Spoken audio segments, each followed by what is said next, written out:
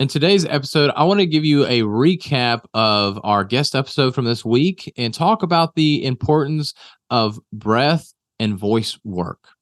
What's up, guys? This is Phillip Sessions, your public speaking and presentations coach, here to talk to you a little bit about what we talked about earlier in the guest episode. So if you like what you hear here, definitely go back and check out that episode because it goes into way more detail. I brought somebody in that gives you so much more information on breath work and voice work than I have. And I have not done tons of research since this, but I just wanted to kind of give my recap on the things that I took away from it, because we all take different things away from different things and maybe we implement them in different ways.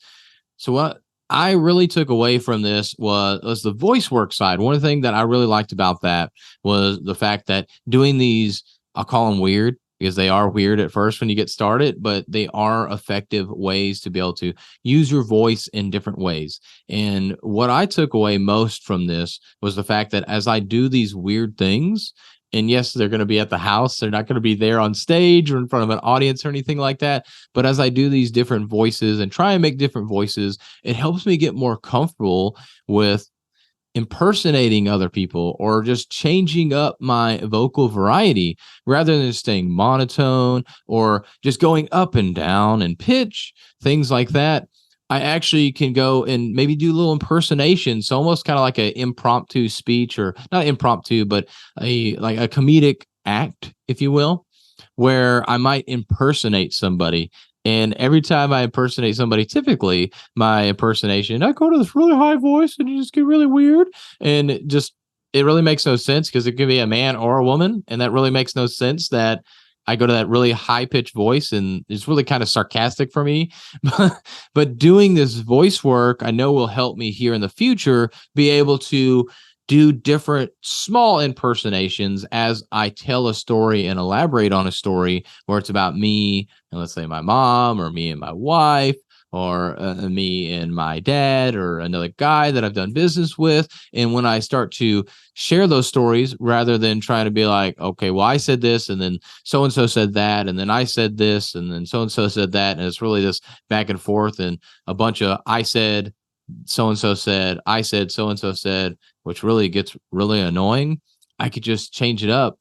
And just thinking of an example that, yeah, man, I put this American flag up, and when I was talking, I don't know, close to Steve. When I was talking with Steve, when we got on the podcast first time, recorded with him with this American flag, he told me, wow, that is awesome that you have that. I love the fact that you have an American flag behind you. It's really cool to see. And I was really excited to talk about that with him and share that he was the first one on my podcast. And then he was super excited. And that was probably a terrible example, but I can't think of a scenario right here and now to think about. But what I could do is impersonate the different people's voices, because I started doing this voice work. And that wasn't necessarily what the voice work was for, but that's just my take on it, of how I could utilize it and use the voice work to get myself comfortable with being able to talk in different ways and have different tonalities, have different noises, if you will, and use that to be able to help me be able to speak and impersonate other people. Because one thing I respect and admire about comedians is the fact that they can do stuff like that. Or ventriloquists are a really good one, which, I mean, they're like not moving their mouth, or they're kind of talking outside of it. I don't know how they do it. I can't do it. I need to move my mouth some, although sometimes I won't. And when I was young, actually, I was really guilty of that, where I would sit there and my mouth wouldn't move at all, and I would just talk. So if you're watching the video, you saw where my lips didn't move at all, or mouth, lips, whatever, didn't move at all. But now I do open my mouth more. I move my lips more as I talk, because I can enunciate a lot better doing that, and all of us can. But ventriloquists don't have to do that. And so the ventriloquist, the comedians, makes me think of them as they start to impersonate different people and they change up their voice. And so that's one thing I really took away from the voice work that I think will help me with my speaking career in the future, so that I can get used to talking in different tones and different voices. And again, the episode wasn't about, hey, here's how you use different voices. But that was just my take on that, as well as the breath work. Thought that was really good, a way to help you relax also, to be able to learn how to control your breath, to be able to control the pace that you speak at.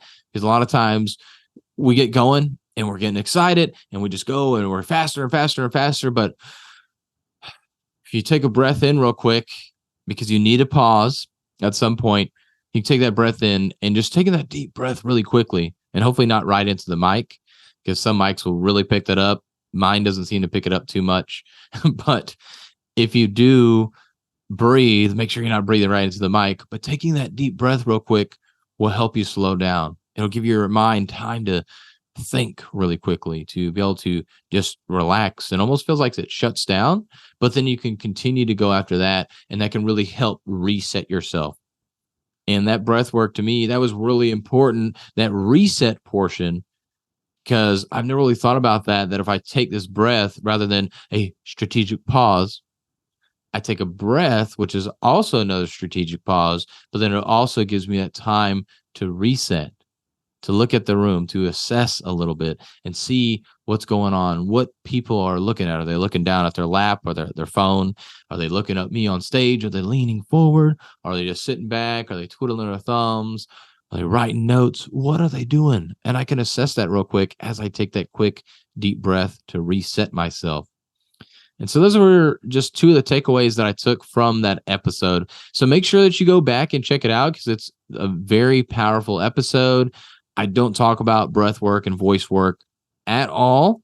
So if you want to learn about that, definitely go back and check out that episode, and check out Robert David as well, as he brought some great value to us on how that works and helps you with your public speaking skills.